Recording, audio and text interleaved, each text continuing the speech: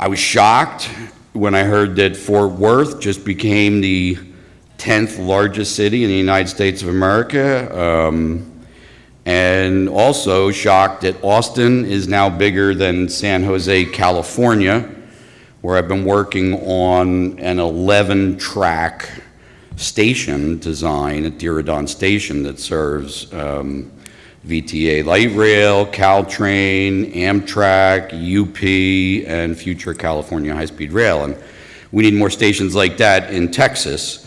So I'm excited to hear about the regional approach, multimodal. While I have the soapbox, I'll make a pitch that multimodal, we also need to do what we call at Arup inclusive design, or what other people might call universal design. And that means not just accessibility, but thinking about all people and all their needs, which could be, things like vision, context sensitivity, language barriers, comprehension barriers, heavy luggage barriers, foreign language barriers, and we're going to have all that coming at us hot and heavy with the FIFA World Cup. So to absorb a projected 40% population growth by 2050, the state is shifting its focus away from highway-only expansion, and that's a good thing. Transit use in Texas is less than 2% of people traveling to work, and the average travel time to work has increased by 15% in the last 10 years. So I'm really excited to hear that they aim to integrate light rail, intercity passenger rail, buses, and active transportation networks. And I'm excited to hear from people here today in this session that they're really making rail happen and making a difference in the Dallas-Fort Worth area and Austin. So first we have Trey Walker. He's the Interim Executive Vice President and Chief Development Officer at DART, and he's going to be talking about the Silver Line. That's that commuter rail, regional rail that we talked about, that links cross-county from Plano to DFW Airport, and he's also a grad of the APTA Leadership Program. I am sad to say that Lucy Knight-Andre from Stadler is not able to join us this afternoon. She became ill, but Trey is going to tell us all about that as well, because he's been helping manage that program implementation. And then we're going to have Jacob Elias of Huitt-Zollars, who's going to talk about the side of things most people don't normally know about, which is how do you keep the systems running and the operations and maintenance facility to keep the trains moving and have a good place for the employees of the transit agency to work each day. And he's going to talk about how to keep the Silver Line trains in top shape. And then we're going to shift to Central Texas, Austin, and Brad Cummings from Austin Transit Partnership, Senior Vice President, is going to share news and next steps in the major $7 billion light rail project for the capital city. And I've been through some of those procurements with ATP, and I'll have to say that Brad did a great job bringing his experience from procurement systems for Valley Metro, Jacksonville, and DART. So please give a warm welcome to our panel, and first, Trey. All right. Well, good afternoon, everybody. I was doing really well at regaining sleep from railroad startup activities in the fall, and then Peter reached out for this presentation. So I had to go, as pulling this together, I had to relive some of the stress that was involved in getting startup rolling for the Silver Line. But it's definitely an endeavor worth sharing, and happy to be here today. Real quick, I want to highlight all the project partners that we had to work with and had the opportunity to work with on the Silver Line. It does take teams on teams for this railroad, and hopefully what I can illustrate today is that we can all work together and find a way to deliver through the challenges that we face and keep everyone's interest involved and help build out the network within the region here. So on the authority side, DART is the owner and operator of the Silver Line corridor, but also we junction with Trinity Metro inside DFW Airport, so we work closely with our authority partners there. We had a prime civil and systems contract that was through design build. That contractor was Archer Western Herzog, a joint venture. Our owner's representative for the project was WSP and AZB, a joint venture formulated for them from the owner's rep side. Vehicle manufacturer, It was Stadler. For their flirt vehicles, we have 8 of those that have been brought to the region. We do have contract operations and contract maintenance on the corridor. So our contract operations is performed by Herzog, who also operates Trinity Railway Express and TexRail as well. And then our equipment maintenance for the equipment itself is maintained by Stadler. So they have got a spot in our shop, and Jacob will talk about the split shop operations that we have ongoing there at our facility in Shiloh. And then also right as I started with the agency about 3 years ago while the project was in early stages of construction. But kept talking about we've got to get this maintenance facility sited and then contracted and built. And so really we kind of last dollars in the project, last component in the project, and it's definitely a juggle to keep moving. But our maintenance facility designer was Huitt-Zollars. Our contracting method was CMGC, and our contracting partner was Stacy Whitbeck on that.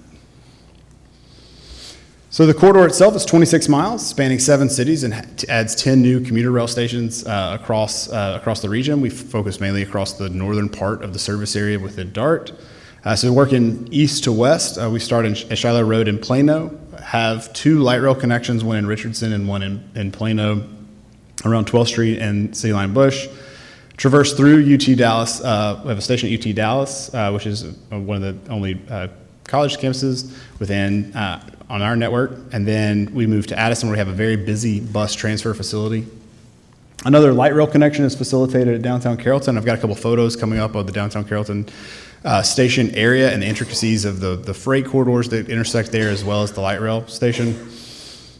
Working towards sort of the development arm of the corridor station at Cypress Waters, which hopefully the development in and around that area is going to encroach in around that station area in the years to come. And then we have our 2 stations that we join in with TexRail on DFW property at the north part of the north terminal area, and then at Terminal B. And also at Terminal A is the DART Orange Line. So if we have had some people come to our public meetings and talk through service connections, kind of boomeranging around Grapevine to Irving or things like that, and that can all be facilitated through the connections between TexRail and the Orange Line through the airport. A little bit about the numbers on the Silver Line itself. The program itself is $2.1 billion. We are underrunning that number, projecting an underrun on that. I will not share that number today because I don't want to be wrong. And then we did achieve over 7 million hours of labor on the project, with a large focus on local and small businesses participating on sort of all of the major contracts within the program. There is a warehouse of sound walls along the corridor. We do abut some heavy residential, single-family portions of the area. Those were also freight abandoned for a period of time, so introducing new railroad activities into a residential area needed some mitigations and some over and beyond what the FTA would require for mitigation. So there is a large portion of sound walls, particularly concentrated in North Dallas. At our EMF facility, and along with everything that we're working on the corridor, we have added over 100 permanent jobs, focusing through this operation. The corridor itself has 50 grade crossings. Those are in, I'll talk about it a little bit on our startup slides, those are in 6 different quiet zone jurisdictions, and 49 of the original crossings were in quiet zones themselves or were modified in existing quiet zones. 32 rail bridges, and because we are also the hard hats and the construction partner for the North Central Texas Council of Governments Regional Trail Project, we were also built 7 pedestrian bridges that would have been otherwise difficult to access during passenger rail service operations, along with the substantial completion of the corridor. We're currently building out the first 12 miles of that trail from Addison to Plano as well, and so that incorporates these bridge structures. And then we have 10 new rail stations, 9 of which are commuter rail stations, and 1 is a light rail station that was an infill station connecting to a new Silver Line station. I want to highlight just some of the completed work that's in place and some of the more tricky from a technical perspective locations along the corridor. Downtown Carrollton has 3 railroads that intersect within 1 city block of itself. Oh, by the way, there's a very large highway that's under construction. Oh, by the way, there's a light rail track overhead, and you've got some major thoroughfares to deal with as well. So it is the proverbial 10 pounds of potatoes in a 5-pound sack. And here at this location, We also, where our territory stops, BNSF mainline at the top center of the image picks up and starts. So we're maintaining continuity for BNSF operations in and through construction, and ultimately cutting over into the new service was definitely a priority here. On the left side of the image, that track that goes kind of solo on the left side from top of the image to the left side of the image, that's DG&O connecting into the MKT. The MKT runs largely underneath the green line and serves one customer for DG&O in downtown Carrollton. So, and then the top center of the page to bottom center of the page is the double line track for the Silver Line corridor. So what this resulted in is a pretty significant bridge structure where the Silver Line flies over the BNSF on the top end of the page, and then coming in to the crossing and junction into the Medill onto the bottom right image of the page. So this was sort of the last track that was connected on the corridor, and I'll talk through our phasing in the slide ahead. I want to highlight a little bit of light rail construction, just because we did provide this infill station as part of our work. The corridor itself has two freight islands where freight only operates and the passenger service deviates away from.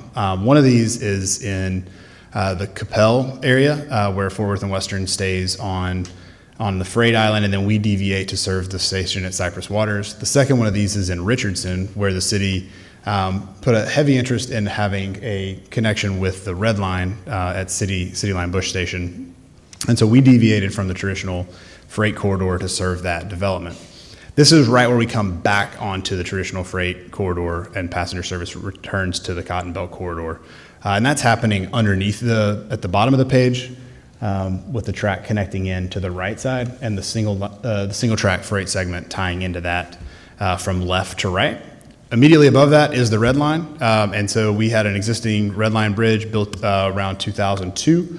And so we basically added 2 station platforms to encapsulate that bridge and built a new station at an aerial location on that.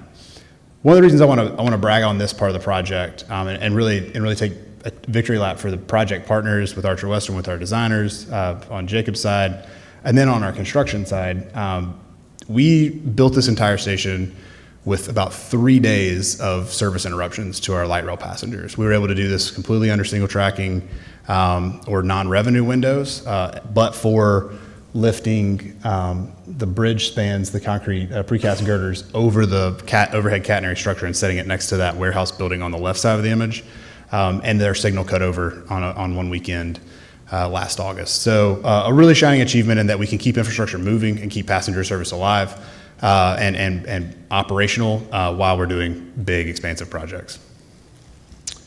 And then I want to highlight just our art and design program. We know that we want to blend into communities and have communities have a say in what the look and feel is of their station. Now, while the canopy structures are largely standardized across the stations on the Silver Line corridor, we did have an independent art and design program at the other 9 stations to just add a little pop of color, add a little local flair, and this is something that DART's had done throughout its entire build out of the light rail system and carrying over into the commuter rail build out for the Silver Line. And we're highlighting here just sort of the art and design program at DFW North Station. All right, so when we talk about phasing and delivery of this program, we really do need to consider our freight partners that are operating on the corridor as well. So we, on the west side is Fort Worth and Western with UP as well, from downtown Carrollton to the west, but for the Trinity Metro spur there into the airport. In the center from Addison to Carrollton, we have DG&O short line operations, and then those also go to the north into Denton County and then down south into downtown Carrollton. On the east side, we have CPKC, which the merger there occurred over the life of the project. So some of the players changed over the course of this, and understanding the new operating environment that we had there with the new team in place. And that's from right where I showed the junction of the light rail station for beyond the project limits to the east. And then we have a crossing with BNSF right in downtown Carrollton, traversing from their main into the Medill sub. So really we start looking at how do we deliver this project in segments we take into consideration who's operating on these corridors. I will say that the project here was bid and awarded kind of pre-COVID, and we did need to do a schedule and budget reset in the spring of 2023 on the program itself. And a lot of that had to do with a lot of stakeholder engagement that was not ready at the time that the project was originally bid. Utilities, railroads, city managements, and requests for final design in through construction. So when we took the intentional step with Archer Western to negotiate a phased approach forward, we had to understand that we were going to be doing live corridor testing and commissioning activities while portions of the corridor were continuing to be built out. And we delivered a segmental testing plan and a segmental turnover plan. So starting on the eastern side, one that CPKC territory was our first territory to cut over. Then we worked on the west side, jumping the North Dallas section, which was where some of the more intense infrastructure improvements were happening on Guideway and off Guideway with 2 large bridge structures. But then we jumped to the west and activated a segment A1 on DFW property with Texrail, and then segment A2, which was basically from the western terminus of the corridor to downtown Carrollton. And then we actually jumped back over to North Dallas and brought on that segment B, connecting all of the track from basically Addison to Richardson, and then finally was that cutover coordinated with BNSF in downtown Carrollton, bringing us track continuity throughout the entire segment. Once we were able to do that, we brought on the corridor for end-to-end testing. A lot of our burn-in activities on the vehicles, I'll talk about a little bit when covering the vehicles, but that was done initially on the TRE corridor on Sunday service. There was no Sunday service window, so we were able to run the Silver Line vehicles on the TRE. And essentially we were able to build the corridor in segments and then begin our operations plan and have our operations contractor working alongside with us so that we could streamline delivery of the corridor. And what that yielded us was about 6 months of schedule gain from the time that we reset our schedule to the time the corridor opened in October of last year. And now this is the part where I start losing sleep. So when we stood up our rail activations, we were working through as a project team and all of our project stakeholders on what do we need to do from a regulatory perspective to be ready to operate and run. So we formed an internal and external rail activation committee that met monthly and then got bi-weekly as we got closer to startup, and then ultimately there was a daily call, and we get into crunch time, and I'll talk about that here in a moment. But what we wanted to do was kind of make sure that we're working that segmented testing plan and that segmented phasing plan into commissioning activities. So first we're monitoring construction because we need to get the construction guys out of the way, get the work done, get it certified, get it out of the way so that we can bring in operations on each individual segment. And then we worked through 4 distinct kind of committees within our rail activations plan. First was our system safety and security, being that we generally followed FRA New Starts matrix for being able to run in the regulatory environment. We also had oversight from FTA and a program management consultant that was providing oversight on FTA's behalf for the grant fund or for the loan funding that we utilized for the program under RIF. So we did have to develop all of our acronyms here. We've got PHAs, TVAs, safety certification items, and then ultimately our operating hazard analysis as well. So we brought that program in, and it was probably lagging. A lot of our safety certification was probably, being that it was after construction, while testing was taking place. It was probably the last thing happening on the corridor at any point in time. So we had a lot of focus, over 400 certifiable items to look at throughout all the stations in corridor. And then we focused on our operations team and being ready for operations. That's something the FTA really makes sure is that we can operate the service after we've built it. And so they have an operating procedure that stands up as part of their capital programs. And so we're demonstrating readiness to that, and also following New Starts, FRA New Starts deliverable matrix there. And then really we knew that we would have environmental challenges if we were not able to have implementation of our quiet zones by the time we were getting to operations, and really by the time we were doing end-to-end testing. Once we brought trains out on the corridors, started timing gates, started working through that, we started in every city, getting complaints. And so the activation of those quiet zones and partnering with those cities to get those active was a high area of focus there. And then really just tracking the hiring for both Stadler on the vehicle maintenance side, and Herzog on the operations side, ensuring that they had the staff necessary to demonstrate startup of the corridor. On the testing side, it really is all of our equipment functioning as intended. So we validated that. We had our positive train control implementation as we went through kind of the methodical process of standing up our PTC program and incorporating that into the other regional assets. And then we were one of the first commuter rails that needed to provide a pre-revenue service safety validation demonstration for the FRA. We had a couple guides with NICD in northern Indiana and SFRTA in southern Florida.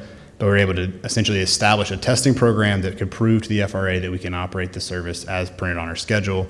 We did this over 3 days in September of last year, running 1 day of weekend service and 2 days of weekday service, demonstrating that we had both the staff capabilities and any troubleshooting capabilities throughout the entire performance and stress testing of the corridor. Then lastly, we needed to look internally because we were going from a construction operation to a passenger service operation, and so making sure that our internal agency partners were aligned and ready for that. And then amongst it all, our partners with Stacy Whitbeck and then also Jacob and his team managing the construction of the EMF, because every step that we took as we started moving into readiness and operation, knowing that our maintenance facility was still being built within the same yard and within the confines of the corridor, we needed to make sure that any changes happening on site were reflected in those interim operations and maintenance plans provided by both of our service providing contractors. So all was going well. Our pre-revenue service validation went really well. And then I started getting phone calls on about September 27th about looming government shutdowns and what is this going to mean for the project. I think at this point we had already released that we had an opening date of October 25th. And so the questions were like, hey, what's happening given looming federal shutdown? So federal shutdown did occur, but we were able to work through it and just extreme credit and thankful and gratitude from the agency side with both FTA staff and our FRA staff providing guidance while being short-staffed during that time to help us get through everything that was required from a regulatory perspective. But really looking at crunch time, what our focus was, and as those monthly meetings became bi-weekly, became weekly calls, became daily calls, the things that we were really tracking as in that crunch time were one, our certificates of occupancy. We actually had 7 jurisdictions because DFW was its own jurisdiction to allow us to open from a building code perspective. So we had 7 different jurisdictions to juggle on certificates of occupancy. And getting those in place in advance of opening the stations. Our last one of these actually came on the light rail facilities, and we got notice of certificate of occupancy during our opening ceremony on Friday before that service opened on Saturday, opening weekend. We made a priority to knock out all of the guideway punch list items, knowing that operations was going to be taking over and have priority on the corridor moving from opening day onward. So making sure that any of our punch list items on the construction build out side of the project that could be done in the guideway were done before they lose the corridor effectively. And then finally, our final regulatory submittals. On the FTA side, our system certification reports were submitted about a week and a half, 2 weeks in advance, and we got our final receipt and acknowledgement from FTA on the 23rd of October. And then our final item on the FRA New Starts checklist was completed on October 20th. So we were really chasing a few of these down to the end, and again, just thanks to the federal partners in helping us and navigating that environment. And then on the light rail side, we also had a second level of regulatory review on the system safety elements provided by our state safety oversight that's offered through TxDOT. So we sent our certification reports on to them. They reviewed, provided concurrence in advance of us opening the light rail station and the light rail connection that's built at downtown Carrollton. So it all worked out. Went off without a hitch. October 25th opened for service and was good to celebrate. And again, focusing on sort of the partners that it takes to deliver on what at this point was a 7-year active project, but really goes on for a couple decades. Credit is to all the project partners over the life of the project. A little bit on how we're doing. We do operate, on a weekday we operate 60 one-way trips. Weekend we operate 40 one-way trips. across the corridor. We're averaging close to about 1,900 passengers on a weekday, a little bit less on weekend service. But understanding also the potential that the corridor has, we know that there's several large events on the corridor, both in Carrollton and Addison and in some of the other communities. And we do see some spikes early on for those events. There was the Switchyard Festival in November, where we saw over 9,000 trips on the day of the Switchyard Festival in Carrollton. And we know we have those big events in Addison coming up. And then just for the celebration and promotional period, we had over 15,000 passengers on opening weekend, with a lot of potential to grow as developments along Cypress Waters and some of the other transit-oriented development properties fill out, specifically along this corridor. Highlighting some of our lessons learned on the agency side, and just, it's nothing groundbreaking here, but just engaging those project partners and stakeholders on the corridor early and often, and making sure that there are, as there are organizational changes within those groups, that you're intentional about maintaining those relationships and bringing them to the forefront. And I think, as the project moved forward, we did a really good job of that, and we're really intentional with that effort. Matching, I was kind of looking back in the rear view. When we look at matching the appropriate contracting method with the project need. Again, I said this was a design build project, but there were a lot of things outside of our design build partners' control that were unsolved at the time of a design build contract. So, having to do it over again, you may go a different route, or you may do that and create, kind of necessary points of nuance to be able to deliver that as you go through as those areas come into focus. One thing that doesn't hit my ear personally as well as when people say, well, a design build project means it's there, meaning the design builder's risk to just take and go on. That's not the case. My phone still rang when every city had complaints. So at the end of the day, the owner is still the owner. And so regardless of contracting method, yes, some risk may be assigned on workmanship or things of that nature. But you can't relinquish the idea that you're the owner on the corridor and that it's still a DART corridor, a DART asset. And so having that perspective when you select a delivery method is a worthwhile evaluation. With that, credit to the project team all around on being flexible in delivery. I showed the map of how we segmented the program and walked through how it worked. I think we had probably 3 to 5 other plans over the course of the project of what segment would come next, and we continued to adjust. And we just moved the bulk of time for each scheduled activity and interchanged it. And we actually hit our schedule, or we held our end schedule throughout the process. So maintaining flexible in that delivery. And then being intentional on celebrating. My first transit project, a while ago, the architect on the project walked up and said, hey, these moments are fleeting. There's an awful lot of work that goes into a really short celebration. So just make sure to soak it up and enjoy it throughout the life of the project while you're celebrating. So, just share that and pass that along as other projects take place within the region. And that is all for that one. I can highlight 2 quick things on vehicles if the guys in the back want to pull that one up.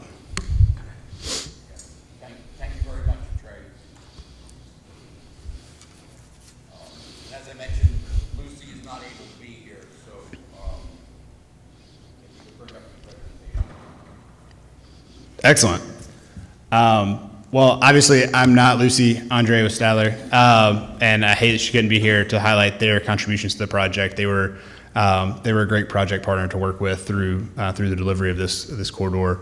And I do want to highlight a couple things that will just kind of bleed from my presentation and blend right into what Jacob is going to share on the maintenance facility. I will say that the vehicle contract was signed about the same time as our corridor design build contract. And as we had the delays on the infrastructure side, we were still maintaining the schedule largely on the vehicle delivery side. And so we had this problem of brand new trains built, ready to go, ready to get corridor burn in about 2 years before we were ready to have them on our corridor operating end to end. So that was the challenge that the Stadler team worked with us on. To work to right size as we went and reset the program budget and schedule on the agency side, working with them to make sure that any unintended consequences of those changes were able to be resolved within their delivery timeline and their project. Stadler vehicles, I'm not gonna give their sales pitch, but they're in use in the corridor and have several properties here within Texas with Cap Metro, DCTA, and Trinity Metro, as well as DART. So operating within the region. And again, sort of life cycle of delivery, there was sort of that change largely around the pandemic period that we all had to navigate through delivery. And so ultimately they largely maintained their schedule. We just had to figure out what to do with the vehicles. And so it got a little creative. And there was some price escalation. So we wanted to be fair on where the delay was and the price escalation was on the contract. And so we were able to restructure a contract amendment there that was largely cost neutral, but utilized some of the unrealized operating costs on the corridor to cover the escalation and ultimately be cost neutral and schedule neutral over the life of the contract. We also were able to, really importantly, the first vehicles arrived here in August of 2023. We delivered them into the TRE facility for the maintenance facility for the TRE, and they stayed there until we started running them and commissioning them for burn-in late in 2023, early in 2024. Our second 4 vehicles arrived in the spring of 2024 and continued that process of being commissioned on site at the TRE and then operating through burn-in. In the summer of 2024, we moved 2 vehicles from the TRE maintenance facility all the way through up to the Shiloh. We had a lead track there in Shiloh near the end of line station where the maintenance facility is being built to store there for that first segment's testing. That first segment kicked into testing on the corridor in July of 2024.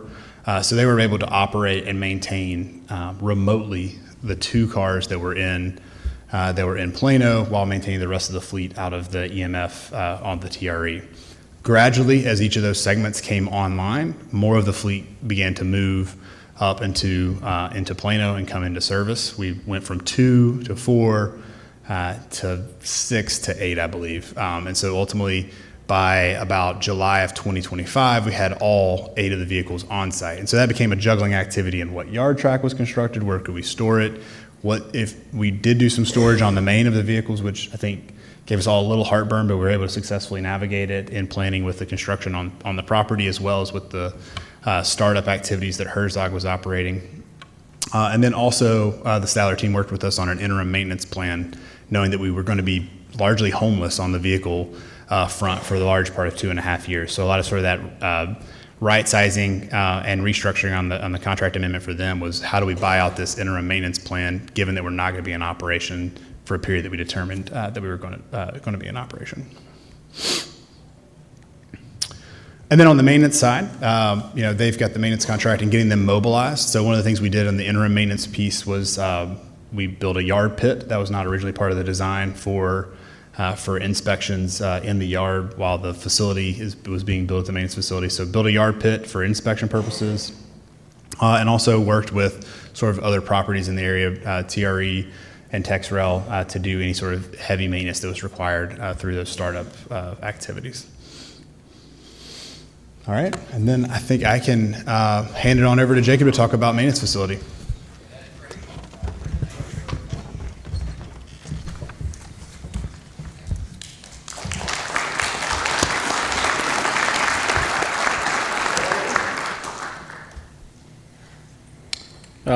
Thank you all for having me. So like Trey mentioned, new trains means operation maintenance facility. So I like to think that this was a successful project. So throughout my presentation on construction, I'd like to highlight some of the factors that I considered that contributed to being a success. So for the project overview, we had a wash building, EMF or OMF as other people refer to, maintenance facility, fuel area with underground 25,000 gallon diesel tank system, diesel fuel system, and then train yard. And then we also had an administration building connected to the facility, or on the same property as the facility that would house DART, Herzog, Stadler as both the operator and the maintainer. So for the construction piece, It did start in October of 2024 and substantially complete in March of 26. So like Trey mentioned, there was a bit of a juggling act there, the construction of the facility occurred during the testing phase of Silverline, and then also get into revenue service before the EMF was ready. I actually missed, this morning when I was reviewing my presentation, I missed a selfish plug opportunity to promote Huitt-Zollars. So I guess that's what you guys get when you work with Huitt-Zollars, right? We're focused on our partners, our clients, and our contracting partners. So hopefully Trey believes that was a factor of success there working with Huitt-Zollars. So I'd like to highlight Stacy Webeck. They were great partners. That's success factor number one, 1B or 1A. They had a great mentality, and I think our integrated team between Dart, Stacy, was always project first. And I think that's the key for any project.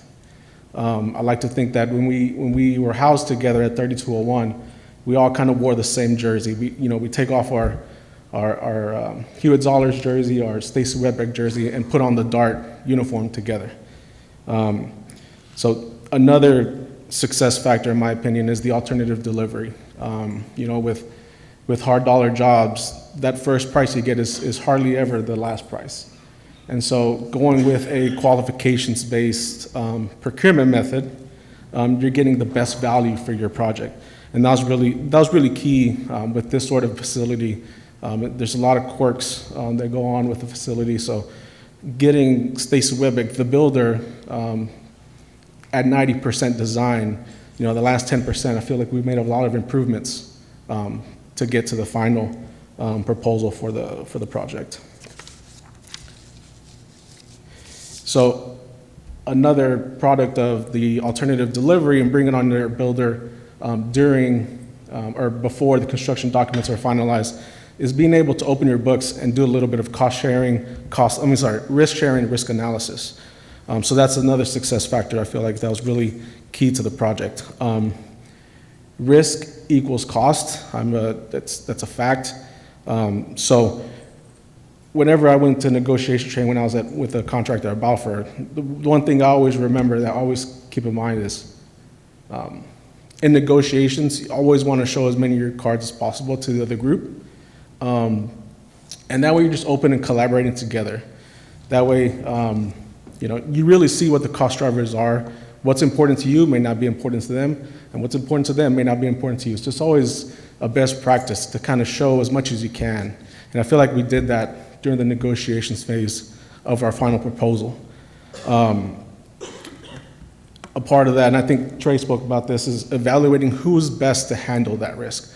Like especially in our case was the municipality, railroad flagging. I'm not going to speak to too many numbers, but I think I remember like $1.4 million was in railroad flagging, in the initial proposal, and we cut that down to about $600,000. So again, some of that risk sharing, open book sharing, really was able to make really impactful, reductions in cost, which is always a big driver for a project. And then success by the numbers, right? So initial proposal, $74 million, and after what felt like 3 months, but 3 weeks of negotiations, we were able to reduce the proposal by $7 million down to 67. I'll briefly go through some of the parts of the building. So this is the photos of the exterior. So we have a lower wall of concrete, which is shown in white, mainly for durability. The upper wall for cost, aesthetics, and insulation was a metal paneling. And there's actually a lot of natural light with the windows for sustainability. And then around the facility, I'm sure Stadler really loves this, is a lot of concrete apron. So a lot of room for them to have for maneuverability running around as they maintain the trains. For the interior, there are maintenance pits in the basement. There is a first level floor with the trains, and then a mezzanine. A lot of the equipment's on top, so mezzanine with fall protection as the maintenance staff works on top of the trains. So we do have a heavy repair bay, which is the picture on the left, and then a more, it's posted rail meant for more daily inspections, daily maintenance on the DMUs. For the wash building, there's an automatic roll through for the trains so that they could wash every 3 days. There's also a water reclaim pit so that we're reusing some of the water that's used. And then I'd like to highlight in this particular building, we did have another success story from the risk sharing portion of the negotiations. You know, small little note in our specifications said everything in this building had to be marine grade steel. So that turns into stainless steel. So I think it was just kind of not too serious a question like, hey, is this, you know, how applicable is this? So I said, okay, we'll take it back. We took it back to our engineer, asked him the question like, hey, can we relax this without, you know, impacting the long-term maintenance of the building? Sure. So we were able to actually make a lot of items in the wash building galvanized versus stainless. So that was a huge cost savings for the project. For the fueling area, like I mentioned before, is a 25,000 gallon underground diesel tank with 50 gallons per minute. So that means Stadler can fuel their trains in 10 minutes and get on with the rest of their activities for that day. Sorry, I'm not as polished as Trey. I didn't go to the app, so I have notes that I have to flip through. So now I want to go through challenges or opportunities that turned into lessons learned on our project. So again, building the EMF facility, building basically the parking area for the trains during revenue service was a challenge. Daily coordination, hourly coordination. We were housed in the same building as Herzog and Stadler, so that was a huge, tremendous kind of capability that we had to just walk over and talk to them. You know, we could not impact testing. That was a big deal. And then once October 26th came around, obviously no impact to revenue service. And then during testing, and then during obviously revenue, we had to park the trains at the facility. So all these components, making sure that we're playing nice within our own sandboxes, within the big playground to make sure that everything went smoothly. And then once revenue service kicked off, right, it's kind of like, you know, you're building a Lego toy and your little brother's behind you, like itching to want to play with the toy too. So, you know, keeping Stadler happy, you know, they were, as the building went up, they're just getting more excited to get inside. So they were actually very, very patient with us as they went into beneficial occupancy. But that was another kind of, hey, we have to, you know, get this project going, get this project finished so that Stadler can then maintain the trains inside of the facility. So the basement construction was a big challenge. I'd never built a swimming pool before, but this was a pretty big one. So there's about 4 feet of overburden of soil, and then the rest of it was pure rock. So there's about 12 feet that had to be excavated out of rock. I should have put a different picture in here to kind of highlight the trencher, but we had this huge, massive 30-foot long trencher. All it did was dig up, and honestly, it was kind of comical because at this point in the project, this trencher just would go and process the rock, and then a dozer would go behind it and put the rock back in so that he could go to the next area. So it was like 2.5 months of that, and it just looked crazy because it looks like you weren't doing anything. But if you were to do the same thing with a hammer or a breaker, that had taken you 6 months. So it was just a really weird period of time on the project where it didn't look like much was going on, but definitely we're kind of setting up the basement construction. A good friend of mine has always told me, everyone has a plan until you get punched in the mouth. So construction phasing was a big key. Again, I think Trey said flexibility. So you go in one way, you think you're going to do something, and then you go through the construction like, yeah, this is not going to work. So we really shifted kind of the approach on how to build the EMF facility or EMF building a couple times. Initially, it was going to go straight bottom up. Obviously, that's the easiest approach. Then it went from top down. Nope, we're going to start with the roof and steel and then go down. Ultimately, what we did was kind of a blend of the two, where we really the bottom shell and then the shell of the exterior, and then outfitted everything inside. Another opportunity or challenge that we worked through was the specialized equipment.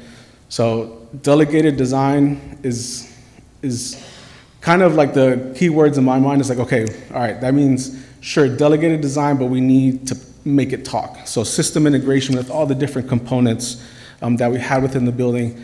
You know, you go through VE options and you try to shrink the building as much as possible. So that was obviously a challenge whenever we're trying to get all of our specialized equipment to not only work with, or work alongside with one another, but to actually fit inside the building.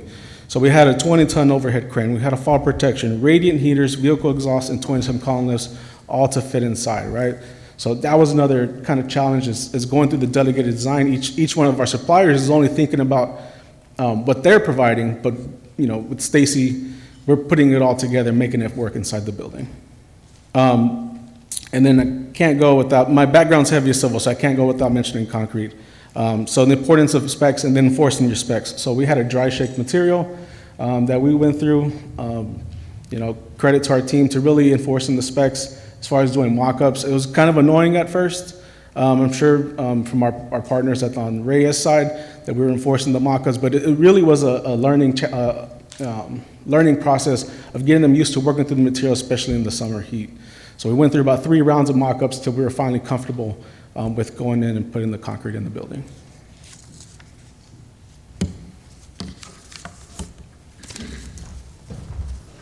Well, that was great, Jacob. Thank you very much. Last up, we have Brad to talk about ATP.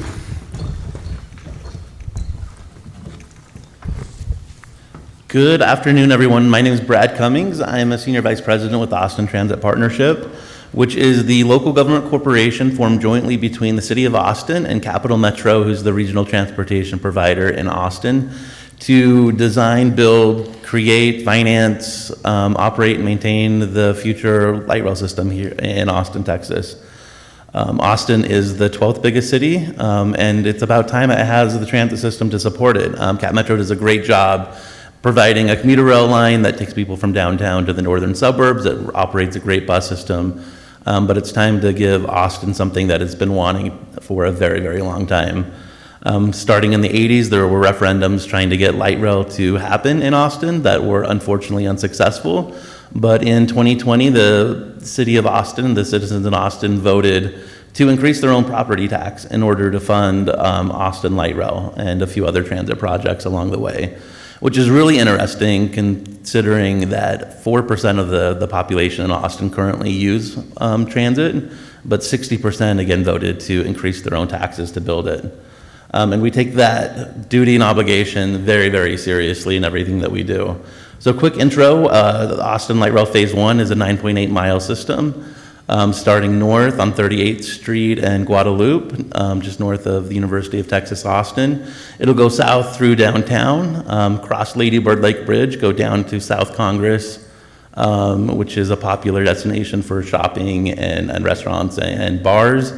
It'll go out east towards the airport, ending at Yellow Jacket, with our first priority extension being able to get from Yellow Jacket to Austin International Airport. It will provide access to 136,000 existing jobs and 200,000 plus future jobs. There'll be 15 stations, and our early estimates for ridership are at 28,000 daily riders, but new numbers are coming in shortly that will increase that substantially, and we're really excited about that.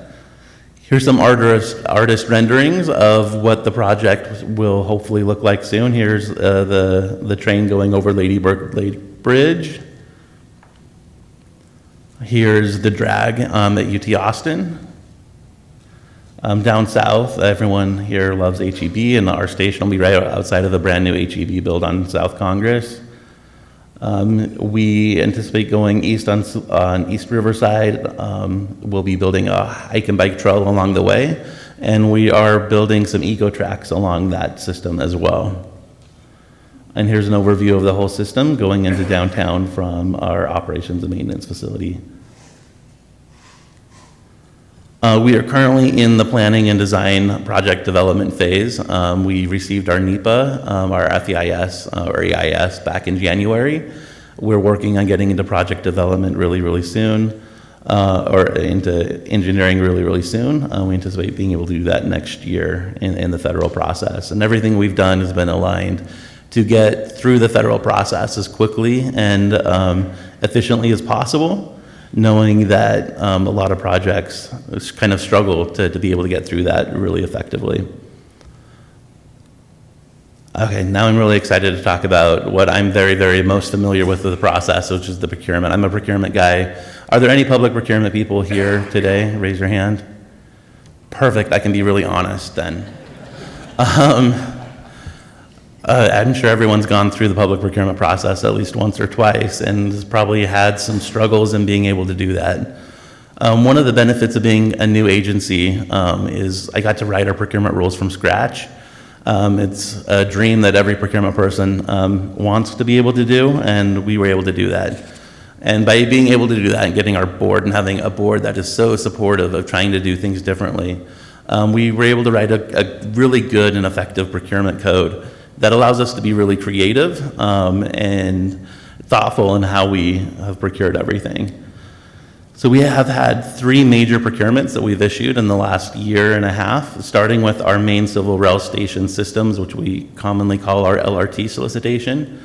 Again, public procurement is a rough thing. I think it does the opposite of what it's intended supposed to do. I think it creates a lot of adversaries out of project owners and contractors and those bidding on the projects, right? And it does that for a lot of reasons. The first big one is agencies kind of build these solicitation documents in a vacuum.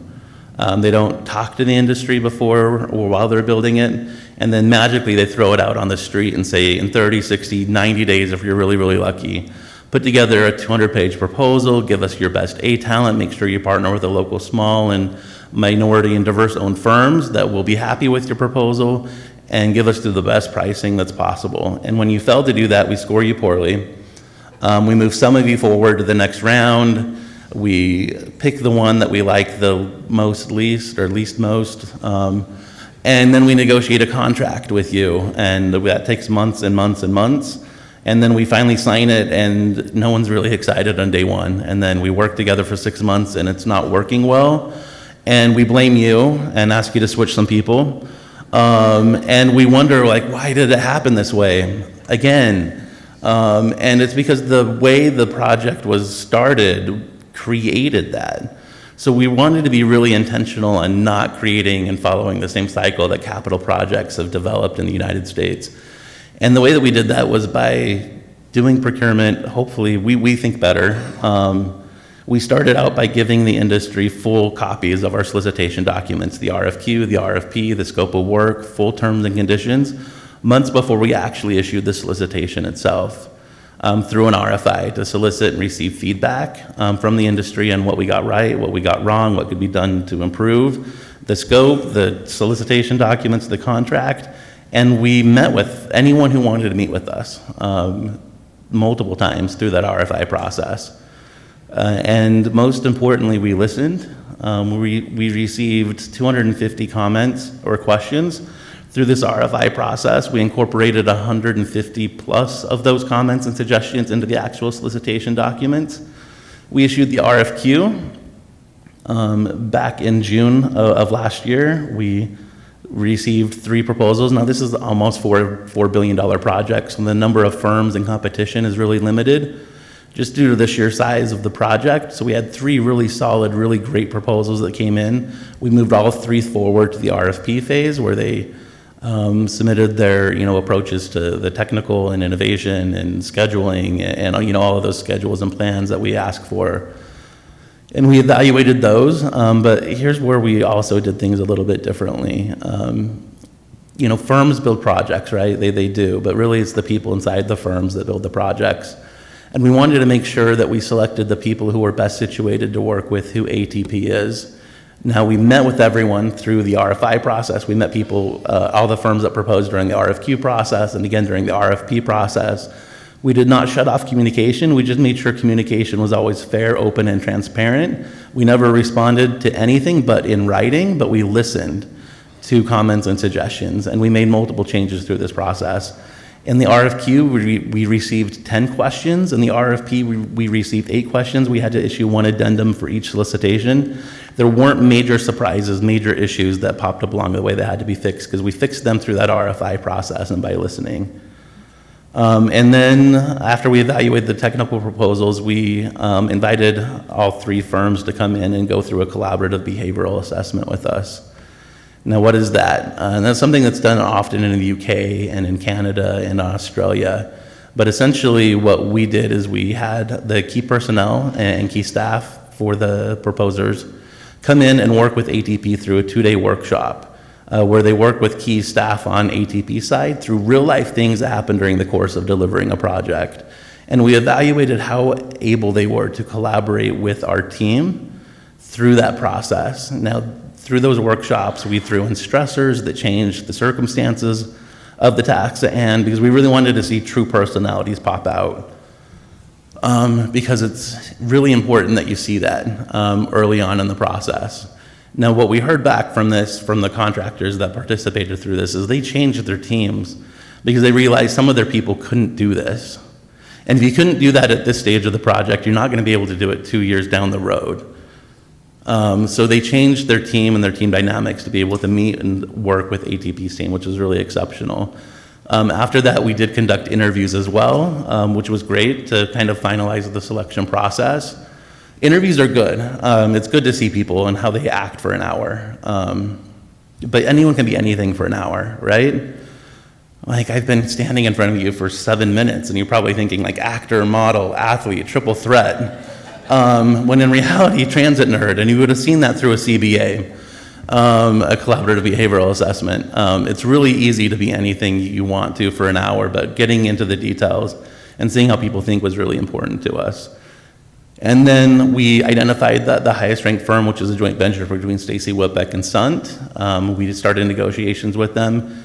And in 3.5 weeks, we finalized our negotiations and were able to take a contract to our board 2 weeks later, and they started the following Monday. It can be done differently if you choose and you set out your intentions to do that way. We followed a very similar process for our operations and maintenance facility solicitation. Again, in 12 months, RFI, RFQ, RFP, contract negotiated, board awarded, and started work. Again, this is a $500+ million project, and be able to do that in that relative amount of time is really exceptional. And we're really, really proud of the progress that we were able to make through that. Again, we listened. Industry engagement is extremely important. You know how to do this better than agencies do. That's why you're doing the work. We need to listen. Agencies need to take that advice in and really change it. Through those 2 RFIs, we received 500+ comments. We incorporated more than half of them into the solicitation documents. We made changes to our terms and conditions, so much so that we only had 10 exceptions that we had to negotiate through the LRT and 11 through the OMF. Again, these are design and construction contracts. We're going through a progressive design build. I probably should have mentioned that earlier. So new delivery type of contracts, but we were able to effectively negotiate these really quick and effectively because we made changes and we iterated our process throughout the entire procurement in an open, fair, and transparent way. And lastly, our last big procurement is our LRV. We did a very similar process to this one by issuing an RFI. We did that back in May of last year. I'm really happy to say we've identified and gone through a robust process and have selected the vehicle manufacturer that provides the best value, and we started negotiations with them last week. We're on track to wrap them up by the end of next week and take that contract to our board in June. However, if we need to, we can hold that back and take it to our board in July as well. But we've set really good standards and expectations where we set the standard that we want to negotiate this in 4 weeks. And we get both sides to commit to that before we identify them as the highest ranked firm. And then we set together a schedule and a plan to knock this out as quickly and as fast as possible and effectively as possible by dedicating all of our time and resources for this 4-week period to be able to get to the finish line as quickly as we can. We'll get the contract approved by our board and then get them to work the following Monday. Because delaying anything is unnecessary. You know, we've gone through this process. We don't want to lose the excitement of getting people on board. So we've developed that process to be able to do just that. Again, we're doing progressive design build for those that aren't familiar with it. It's usually pre-con work followed by construction work. We've broken out our pre-con phase into two different steps, a phase 1A and a phase 1B.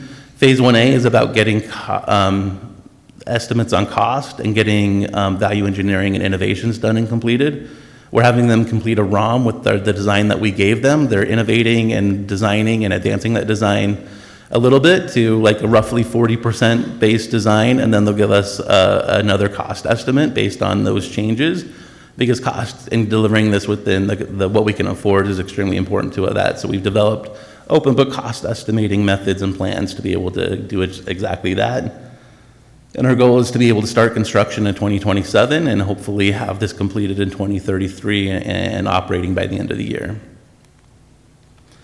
We've also developed a progressive-ish vehicle procurement plan and delivery plan too, where we're bringing them on for early design coordination with our two PDB contractors, so that way the system is being designed with the vehicle in mind, and we can make decisions on whether it's best to change the design for the system or the design to the vehicle, depending on what is most important to us at that time, and creating that flexibility and choice and opportunity along the way. Again, we've broken that up into kind of different phases with vehicle design and then manufacturing, followed by a TSSS warranty program for 10 years with 2 10-year options for that, so that way TSSS is taken care of for the life cycle of the vehicle. And that is it for me. Sorry, I know I ran long. Thank you so much. No, actually, it was great to hear. We are running a little long, but it was a great panel discussion, and Brad, I'm so happy to see that work is going to start on the project. And it's funny to say that because I know you've been working very hard for years. I've been through some of the procurement, and I know it was done very well, and I appreciate the openness of ATP. And I still don't know how well I behave yet because I didn't get to the CBA phase, but I'll find out someday. And Trey and Jacob, it really is exciting to see the Silver Line in service, and I know the growth is going to continue. So again, another thanks.